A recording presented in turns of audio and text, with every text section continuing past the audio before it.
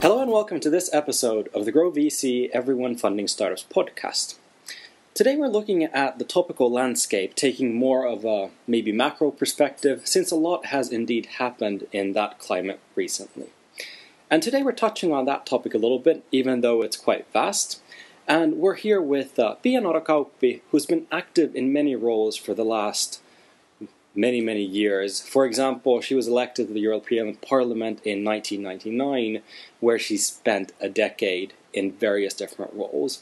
But I'm sure Piia-Noora can give you a little bit more of an introduction to yourself in a minute. So first of all, thank you for being on the podcast today. Thank you for inviting me. I'm glad to be here. And when you told me that I'm a former politician, I don't know if I'm any better now, because now I'm a financial lobbyist, the enemy of the well-functioning startups. No. I now serve as a managing director of the Federation of Finnish Financial Services, which is a finance lobby in Finland. Could you give a little bit more of a background on yourself, generally about what you've been active in terms of in your many roles, and just introduce yourself to our audience a little bit?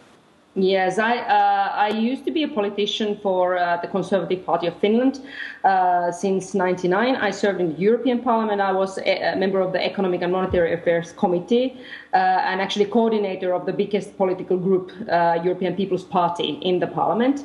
And my main topics were under the umbrella of the financial services. So, for example, I did the MiFID directive, which is the markets of financial instruments landscape in Europe, meaning securities law, securities markets, securities infrastructures, things like that. And I was also very active in terms of venture capital and AFIM directive, which was already started on my time.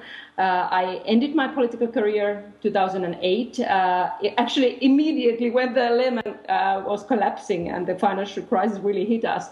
And I started here in the Federation 1st of January 2009. So I have only been a lobbyist for the last 3 years.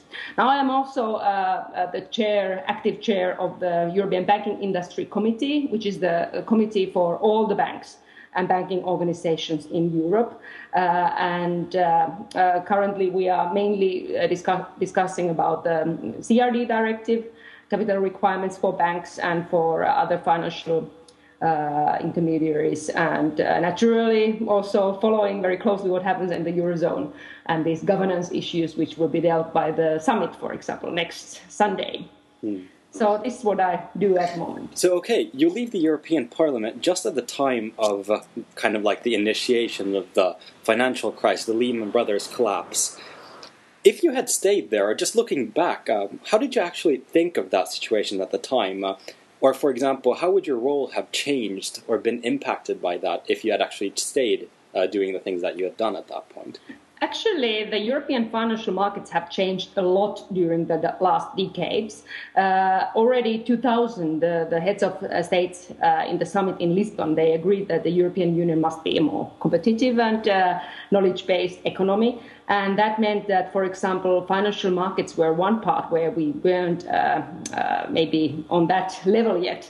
And we did actually a very vast legislative program called Financial Services Action Plan. It covered more than 40 different legal instruments, and it was made during the years 2001 until 2005. So it was one of the best parts of the Lisbon process, which wasn't so successful in the end. But financial markets legislation and the single market of finance has improved. And we were already working on, for example, the risk management and how to bring new innovative ways to finance startups and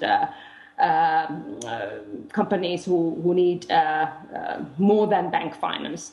And in that way, I don't think so much has changed. And this problem, what we now see, is more the impact of leverage, which is in the whole banking system, in the global banking system, something which is a larger phenomena. It's not so much linked to legislation. but it is more linked to the global interactions between the governments, the private sector, the companies who needed leverage, and of course the banks were and the financial intermediaries were willing to provide this leverage. But it went too far, and now we have a problem of balance sheets. We need to deleverage the whole financial system in the world, and this is a very, very difficult and I would say challenging process for all of us, but it's not so much about politics or about legislative proposals, but it is more macroeconomic item which should be on the hands of the politicians. So I don't think that the life of the parliament or the council has changed so much. It's more the national member states of the European Union who need to do more to get their act together and to try to solve the debt crisis, which is the biggest crisis at the moment we have in the hands of Europe.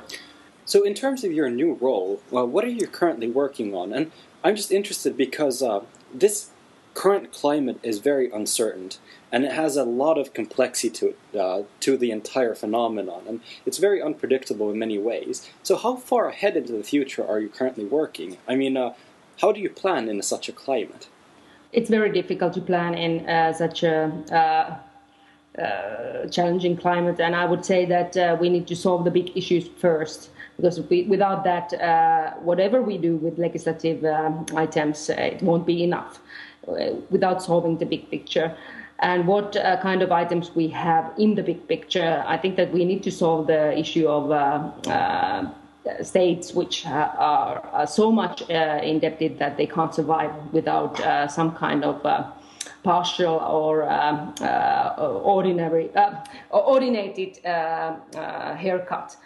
So I speak now more about Southern European countries than Finland or countries which still are in a better shape. So this debt issue must be solved. The other issue is, of course, European tools, European instruments. What can we do together in European Union and in different bodies? Of course, the role of ECB has been very relevant in solving the crisis, but also these new instruments like European temporary financial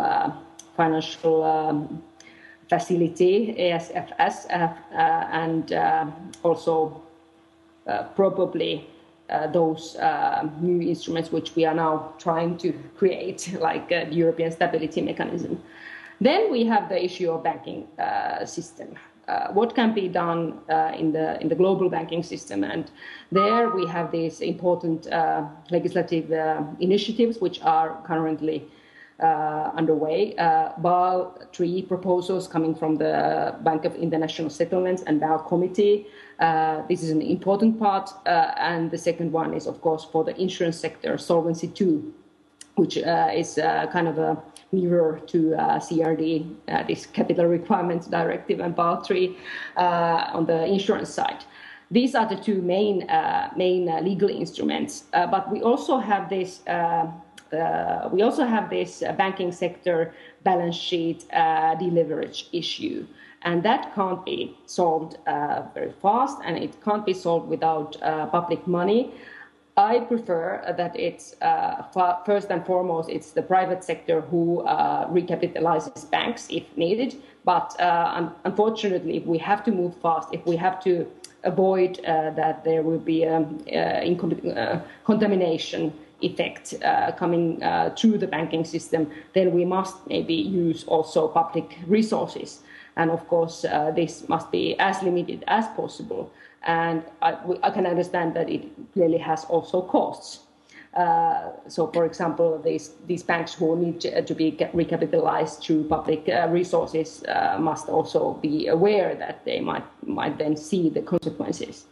And the final issue is Eurozone future, European governance, how the European zone acts together in solving the structural problems we have in European public resources, and how we are able to get back to the growth path. I think that our growth is so mediocre during the upcoming years that we can't simply